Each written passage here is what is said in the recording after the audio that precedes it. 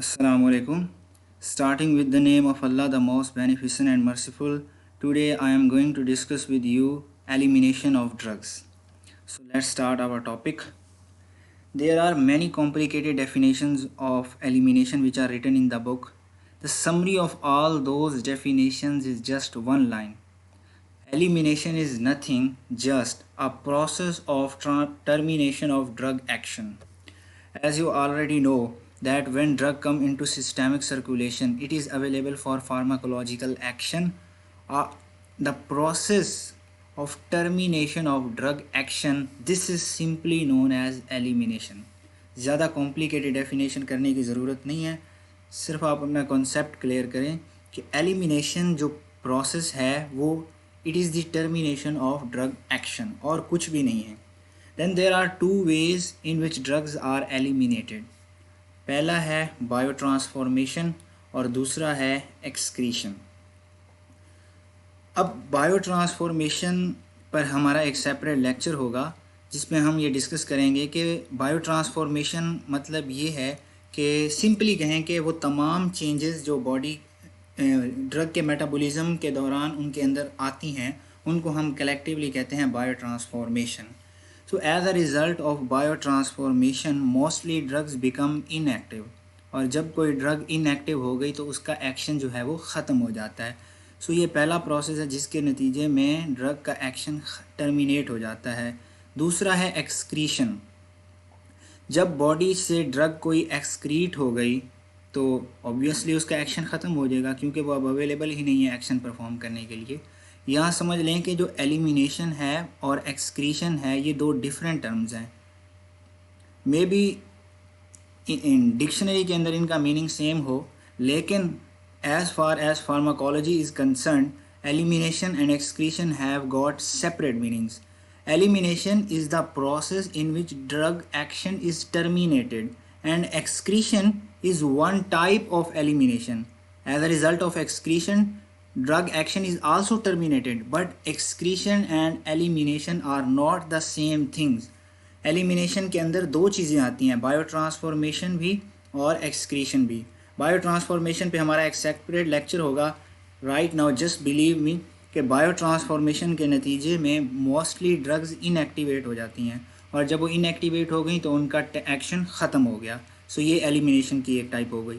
और एक्सक्रीशन के नतीजे में ड्रग्स बॉडी से रिमूव हो जाती हैं और जिसके नतीजे में उनका एक्शन टर्मिनेट हो जाता है. सो एज अ रिज़ल्ट हमारे पास ड्रग का एक्शन ख़त्म हो गया. So these are two types of elimination. In today's lecture we will mainly focus about excretion. Biotransformation पे हमारा एक और लेक्चर होगा. Then what is elimination half-life? Time in which 50% of the drug is eliminated. यानी वो time जिस time के अंदर जो 50% है ड्रग का एक्शन वो ख़त्म हो जाए, यानी 50% ड्रग एलिमिनेट हो जाए, that time is known as elimination half-life. Then excretion of drugs. There are variety of ways in which drugs are excreted from the body. First of all is kidney. Kidney is the most important route of excretion of drugs.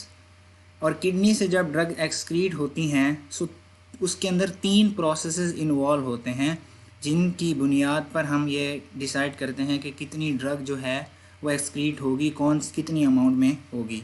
पहला है glomerular filtration. जब drugs kidney से excrete होती हैं तो पहला process जो वो फॉलो करती हैं ग्लोमेरुलर फिल्ट्रेशन. दूसरा एक्टिव सिक्रीशन एंड तीसरा रीएब्जॉर्प्शन. अब वो ड्रग्स जो ग्लोमेरुलर फिल्ट्रेशन के थ्रू फिल्टर होकर ट्यूब्यूल्स के अंदर आ रही हैं और वो ड्रग जो एक्टिवली सिक्रेट हो रही हैं, इनकी combination as you can see here is the sign of plus, और उसमें से कितनी अमाउंट में ड्रग रीएब्जॉर्ब हो रही है उसको निकाल दो, बाकी जो है वो एक्सक्रीट हो जाएगी. सो ये एक फार्मूला है किसी भी ड्रग की एक्सक्रीशन को कैलकुलेट करने के लिए. फॉर एग्ज़ाम्पल हम एक सिनेरियो क्रिएट करते हैं अपनी तरफ से, वैसे ही फ़र्ज़ी सा, कि एक ड्रग है वो फिल्ट्रेशन के थ्रू इतनी ट्यूब्यूल्स के अंदर आ रही है और इतनी एक्टिव सिक्रीशन के थ्रू आ रही है और साथ ही इतनी रीएब्जॉर्ब हो जाएगी. तो आप बताएं कि उसकी एक्सक्रीशन कितनी होगी. तो हम क्या करेंगे कि जो फिल्ट्रेशन के थ्रू आ रही है उसको भी मेजर कर लेंगे और एक्टिव सिक्रीशन के थ्रू जो आ रही है इन दोनों को करेंगे हम ऐड। उसमें से जितनी रीएब्जॉर्ब हो गई उसको माइनस करके बाकी जो बचेगी वो सारी की सारी एक्सक्रीट हो जाएगी। सो ये फॉर्मूला आपने याद रखना है यहाँ। देन ये डायग्राम समझ लें आप, ये बहुत इंपॉर्टेंट है इस कंसेप्ट में। First of all see here free drug and unbound to protein. जो हमारा डिस्ट्रीब्यूशन ऑफ ड्रग वाला लेक्चर था उसके अंदर हमने ये ड्रग की डिस्ट्रीब्यूशन में ये एक इम्पॉर्टेंट फैक्टर डिस्कस किया था, प्रोटीन बाइंडिंग वाला, जिसमें हमने ये डिस्कस किया था कि प्रोटीन जो ड्रग है हमारी जब वो सिस्टेमिक सर्कुलेशन के अंदर होती है तो उसका कुछ पोर्शन फ्री होता है और कुछ पोर्शन बाउंड होता है। फिर उसमें ये भी हमने डिस्कस किया था कि जो सिर्फ फ्री पोर्शन है वही एक्टिव होता है, वही मेटाबोलाइज होता है और वही एक्सक्रीट होता है। ये आप रीनल फिजियोलॉजी के अंदर डिटेल में डिस्कस कर चुके हैं कि चूँकि प्लाज्मा प्रोटीन्स का साइज़ ज़्यादा होता है इसलिए वो ग्लोमेरुलर मेम्ब्रेन से फ़िल्टर नहीं हो सकते। जब वो फ़िल्टर नहीं हो पा रहे तो वो तमाम सब्सटेंसेस जो प्लाज्मा प्रोटीन्स के साथ बाइंड हैं वो भी फ़िल्टर नहीं हो सकेंगे। It's just logical. Since proteins can not filter सो वो पोर्शन ड्रग का जो प्रोटीन के साथ बाउंड है वो फिल्टर नहीं हो सकेगा। इसीलिए हमने यहाँ सिर्फ लिखा फ्री ड्रग या वो पोर्शन जो अनबाउंड है, बाइंड नहीं कर रहा। तो फ्री पोर्शन भी, जो फ्री पोर्शन है ड्रग का सिर्फ वो फिल्टर होगा। देन नेक्स्ट स्टेप पे आ जाए। हेयर जो फ्री पोर्शन है ड्रग का वो आयोनाइज्ड भी हो सकता है और अनआयोनाइज्ड भी हो सकता है। आयोनाइज्ड जो पोर्शन है ड्रग का वो भी फ़िल्टर होता है और अनआयोनाइज्ड पोर्शन जो है वो भी फ़िल्टर होता है।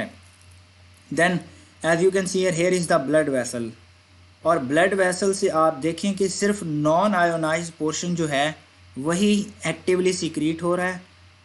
As you can see here this is secretion. सिर्फ non ionized portion actively secrete होकर ट्यूब्यूल्स के अंदर आ रहा है।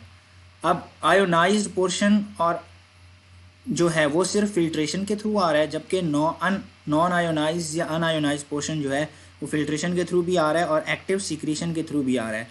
अब आयोनाइज्ड पोर्शन जो है वो भी ट्यूब्यूल्स के अंदर प्रेजेंट है और नॉन आयोनाइज पोर्शन भी प्रेजेंट है, लेकिन रीएब्जॉर्प्शन सिर्फ नॉन आयोनाइज पोर्शन की होगी। क्यों ऐसा होगा? ये तमाम फैक्टर्स हम ड्रग परमिएशन के अंदर डिटेल के अंदर डिस्कस कर चुके हैं, ड्रग परमिएशन और ड्रग एब्जॉर्प्शन वाले लेक्चर के अंदर। यहाँ उसको शुरू से रिपीट करने की ज़रूरत नहीं, जस्ट मैं क्विक रिव्यू आपको बता देता हूँ कि हमारी जो मेम्ब्रेन है, ये वाली जो ट्यूब्यूल्स की मेम्ब्रेन है, ये लिपिड बाइलेयर पर मुश्तमिल होती है और according to the principle of solubility like dissolves like. So वो तमाम सब्सटेंसेस जो लिपिड के अंदर सोल्यूबल होंगे वो इस मेम्ब्रेन को क्रॉस कर सकेंगे, इसीलिए उनकी रीएब्जॉर्प्शन होगी। जो नॉन आयोनाइज पोर्शन है वो इस लिपिड बाइलेयर को क्रॉस कर सकता है, इसलिए उसकी रीएब्जॉर्प्शन होती है। As you can see here this is non ionise portion और ये उसकी रीएब्जॉर्प्शन हो रही है इनटू द ब्लड। लेकिन जो आयोनाइज्ड पोर्शन है इसका मतलब ये है कि वो चार्ज के अंदर डिवाइड हो चुका है और जब भी कोई सब्सटेंस चार्ज हो जाए तो वो पोलर बन जाता है, और जो according to the principle of solubility like dissolves like, और जब ये पोलर बन गया तो ये उस मेम्ब्रेन को क्रॉस नहीं कर सकता क्योंकि लिपिड्स जो हैं वो नॉन पोलर सब्सटेंसेस हैं, लिहाजा उनमें से सिर्फ वही सब्सटेंसेस क्रॉस कर सकेंगे जो नॉन पोलर हैं। लेकिन जब भी कोई सब्सटेंस आयोनाइज हो जाए वो चार्ज बन जाते हैं और एज अ रिज़ल्ट वो पोलर हो जाता है। अब जो आयोनाइज पोर्शन है वो पोलर है, वो इसको क्रॉस नहीं कर सकेगा, इसीलिए सिर्फ आयोनाइज्ड पोर्शन जो है वो फिल्ट्रेट के अंदर ट्रैप हो जाता है और एज अ रिज़ल्ट यूरिन के अंदर एक्सक्रीट होता है। सो यहाँ पर एक मैं सेंटेंस कहना चाहूँगा कि वो तमाम फैक्टर्स जो ड्रग की आयोनाइजेशन को इंक्रीज़ करवाएं वो उसकी एक्सक्रीशन को इंक्रीज़ करवाते हैं। कैसे? क्योंकि जब भी कोई फैक्टर उसकी आयोनाइजेशन को इंक्रीज़ करवा रहा है तो इट मीन्स वो ज़्यादा पोलर हो रहा है, और जब भी कोई ज़्यादा पोलर हो रहा है तो वो उसकी रीएब्जॉर्प्शन डिक्रीज़ हो रही है, और जब रीएब्जॉर्प्शन नहीं हो रही तो वो यूरिन के अंदर एक्सक्रीट होता जा रहा है। इसकी क्लिनिकल इम्पॉर्टेंस भी है कि अगर ड्रग्स की ओवरडोज हो जाए तो हम उस ओवरडोज को कम कैसे करते हैं, उसकी एक्सक्रीशन बढ़ाकर, और एक्सक्रीशन हम कैसे बढ़ाते हैं, उसकी आयोनाइजेशन करवाकर। सो ये पहला इम्पॉर्टेंट रूट है किडनी जिसके थ्रू ड्रग्स जो हैं वो हमारे पास क्या होती हैं, एक्सक्रीट होती हैं, और मोस्टली आयोनाइज्ड ड्रग्स एक्सक्रीट होती हैं। Then if renal function is impaired then toxic effects of drugs are produce, e g. Streptomycin. कैसे? अब हमें पता है कि जो किडनी है it is the most important route of drug excretion. अगर किसी भी वजह से किडनी का फंक्शन इम्पेयर हो जाए, लाइक इन ओल्ड एज के अंदर हो जाता है, या कोई रीनल डिजीज़ है जिसकी वजह से किडनी का फंक्शन इम्पेयर्ड हो गया है, तो इसका मतलब ये हुआ कि किडनी जो है वो अब ड्रग की एक्सक्रीशन नहीं करवा रही, और जब ड्रग की एक्सक्रीशन नहीं होगी तो वो प्लाज्मा या सिस्टेमिक सर्कुलेशन के अंदर ही रहेगी अकोमुलेटेड, वो सिस्टेमिक सर्कुलेशन ही के अंदर ही अकोमुलेटेड रहेगी, और एज अ रिज़ल्ट उसके जो इफ़ेक्ट्स हैं वो ज़्यादा होंगे। फॉर एग्ज़ाम्पल 100 मॉलिक्यूल हमने किसी ड्रग के पेशेंट को एडमिनिस्टर किए, और वो 100 मॉलिक्यूल जो हैं उन्होंने अपना एक्शन परफॉर्म किया और एक्सक्रीट हो गए, ठीक है। अब अगर किडनी का फंक्शन इम्पेयर्ड हो गया, फॉर एग्ज़ाम्पल इस मिसाल को थोड़ा मज़ीद क्लियर करते हैं। हमने पेशेंट को कहा भाई कि 100 मॉलिक्यूल फॉर एग्ज़ाम्पल आपने सुबह लेने और 100 मॉलिक्यूल जो हैं वो शाम को लेने। अब जब वो सुबह 100 मॉलिक्यूल लेता है तो अपना एक्शन परफॉर्म करने के बाद शाम तक, लेट्स सपोज शाम तक वो 100 मॉलिक्यूल एक्सक्रीट हो जाते हैं। अब शाम को वो नेक्स्ट 100 मॉलिक्यूल लेता है और एज अ रिज़ल्ट वो वाला अपना एक्शन परफॉर्म करते हैं। अगर किडनी के फंक्शन इम्पेयर होने की वजह से एक्सक्रीशन ना हो तो जो शाम तक 100 मॉलिक्यूल एक्सक्रीट होने थे वो अब एक्सक्रीट नहीं होंगे, वो 50 एक्सक्रीट होंगे और 50 जो हैं वो रह जाएंगे।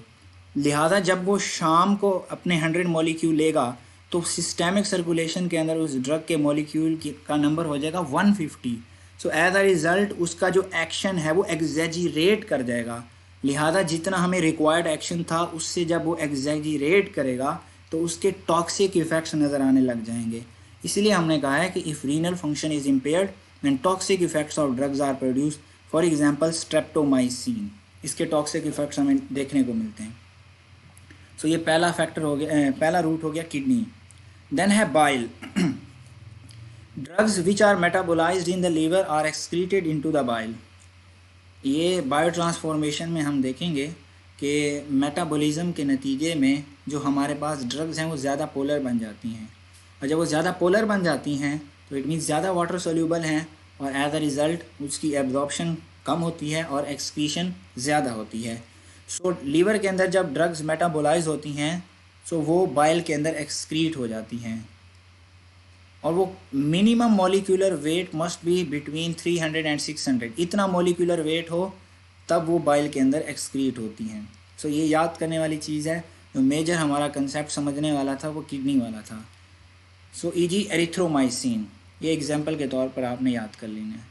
Then intestine, there are certain drugs such as anthracene purgatives, ये बाउल पर एक्ट करते हैं, which act mainly on large bowl.